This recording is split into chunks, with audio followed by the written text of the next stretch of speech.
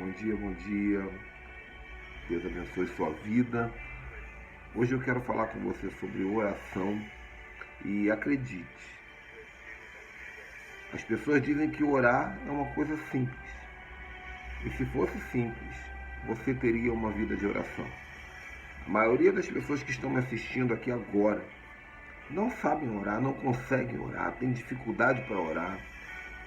Então, abre a tua Bíblia aí rapidinho. No Evangelho segundo São Lucas, capítulo 11, versículo 1, diz assim, olha, Jesus estava orando em um certo lugar e quando terminou, um dos seus discípulos lhe disse, ensina-nos a orar. Olha, os discípulos de Jesus pediram, ensina-nos a orar. Qual é o seu segredo? O que o Senhor faz de tão diferente que a sua oração é assim tão poderosa? É forte, é impactante, é envolvente. Veja bem, Jesus estava orando, imagina a cena comigo. Enquanto Jesus orava, os discípulos observavam que era diferente. Porque tem gente que quando ora é diferente.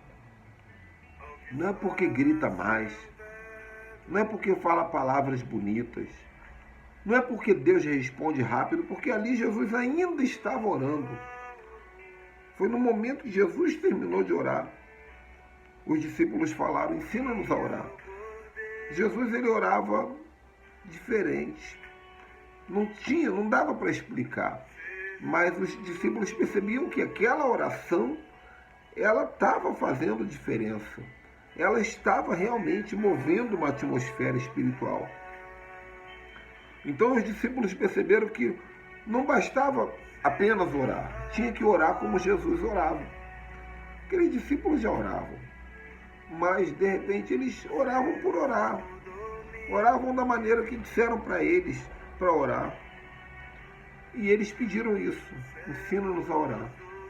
Interessante que eles podiam ter pedido outra coisa, eles podiam falar, Senhor, ensina-nos a curar enfermos. Como é que o Senhor faz para fazer um aleijado andar? Qual é o segredo? Qual é a técnica, Pai, para fazer um paralítico levantar da cadeira de roda? Senhor, ensina-nos a pregar. Qual é a estratégia? Como é que o Senhor faz para poder 5.000 pessoas ouvirem o Senhor em silêncio? Como é que se faz para se tornar um grande pregador? Eles podiam ter pedido isso. Mas o que mais chamava a atenção em Jesus, naquele momento, para os discípulos, era a maneira que Jesus orava. Jesus orava diferente.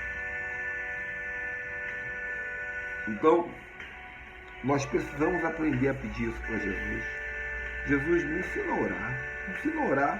Qual o segredo para orar da maneira certa? Eu lembro que quando eu me converti numa igreja tradicional, muitos anos atrás, 1993 eu acho, e eu queria orar, queria aprender a orar. E eu perguntei para um dos líderes da igreja, eu falei, como é que faz para orar? Qual o segredo da oração? E aquele líder me falou assim, orar é a coisa mais simples do mundo. É você falar com Deus normalmente, igual fala com qualquer outra pessoa. E aquilo era um hábito, né? Eu acho que você já deve ter ouvido isso. Se você já ouviu alguém falar isso, comenta, tá? Mas, interessante, né? Porque já se passaram muitos anos. E aquelas pessoas, não apenas aquele líder, mas aquelas pessoas que tinham aquele mesmo tipo de pensamento, de vez em quando eu os encontro. E até hoje eu não consigo vê-los como modelo de oração.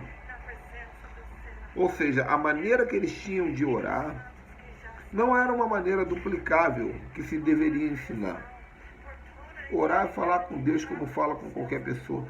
Se fosse simples orar, os discípulos não teriam pedido a Jesus, Jesus ensina-nos a orar.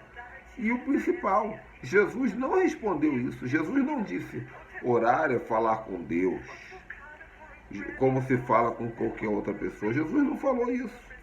Pelo contrário, Jesus ele respondeu através de outros versículos, até mesmo deixados escritos por Paulo no Novo Testamento. Então veja bem, Romanos capítulo 8, versículo 26, Paulo deixa uma resposta para nós, para essa pergunta. Romanos capítulo 8, 26 diz assim: da mesma maneira, também, o Espírito Santo ajuda nas nossas fraquezas, porque nós não sabemos orar como convém.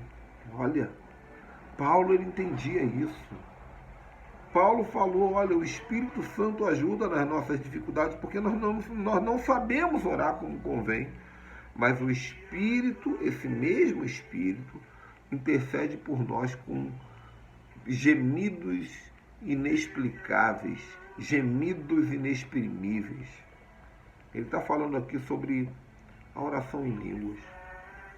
Ele está dizendo, olha, se você for tentar orar em português apenas, talvez você vá orar coisa que não devia orar. Porque é isso que acontece. Quando você ora apenas em português, você faz uma oração da tua alma, da tua vontade. E é justamente a sua alma que te leva aos seus pecados, é justamente a sua alma que sabota os seus sonhos. É justamente a sua alma que entra em crise. É justamente a sua alma que faz você parar de caminhar quando você precisa caminhar. E essa alma, ela muitas vezes vai orar aquilo que é interessante para ela.